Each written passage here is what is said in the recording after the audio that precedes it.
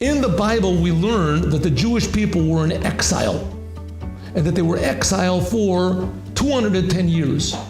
Originally, they were supposed to be there for 400 years, but God cut the punishment down. Punishment for what? The Jews didn't do anything wrong.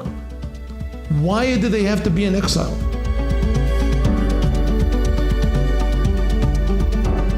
And that sometimes difficulties and challenges are good for us. I heard a story that there was once a person that went out in his backyard and he saw a cocoon moving. He watched with great interest and he saw a butterfly come out of the cocoon, and the butterfly was all wet and all this, and it was like sort of shapeless, and it came out and it made a tremendous effort in order to get out. First of all, one antler came out and another antler came out from the cocoon. When it finally came out, the butterfly was like totally just knocked out, just laying there. And it took it a while until finally it dried off a little bit and started moving, and then it flew away. This man, being a kind person, so he saw there was a cocoon right next to it, and it was moving, so he went into the house and he brought a razor blade and he cut the cocoon so that the butterfly would be able to come out more easily. And sure enough, it did come out easily. And it came out and it laid on the ground and it flapped around a little bit and it died. So we asked an expert why. He said, don't you understand? When the butterfly comes out, the effort that it makes in order to get out of the cocoon, that strengthens it. And with that power, it can now move its wings. The same way, the reason the Jewish people were in exile.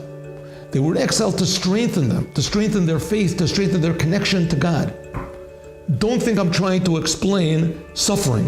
It's not so. But if already God makes suffering, so at least we can try to find the reason why, because God is always good. The Lubavitcher Rebbe said that before he was 3 years old, he already had woven in his mind how Moshiach will come and explain all the suffering of the Jewish people. This was even before the Holocaust. How the Moshiach is going to explain the Holocaust, I don't know, but he's going to have a lot of explaining to do. Nevertheless, we can assure ourselves that all of the suffering was in order to strengthen us. That's why the Jewish people have survived all of the difficulties. The Rebbe once said that it could be that the destruction of the first temple and the second temple were bigger holocausts, and that a bigger percentage of the Jewish people were killed than in the... Nevertheless, we don't need this one Holocaust and not that one or the other one. But after it's all done, we'll find that we did need it. How?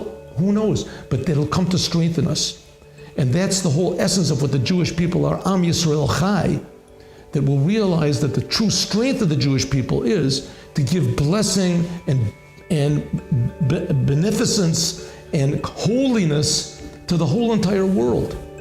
That's why we definitely need Moshiach now, to explain to us and to utilize all the suffering and the unanswered prayers that we've been going through for these thousands of years, and to make the world into a beautiful,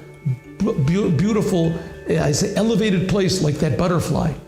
That we see that the whole world, in fact, is exactly the way that God wanted it, and that the whole world will be like a holy temple. That's why we need Moshiach now.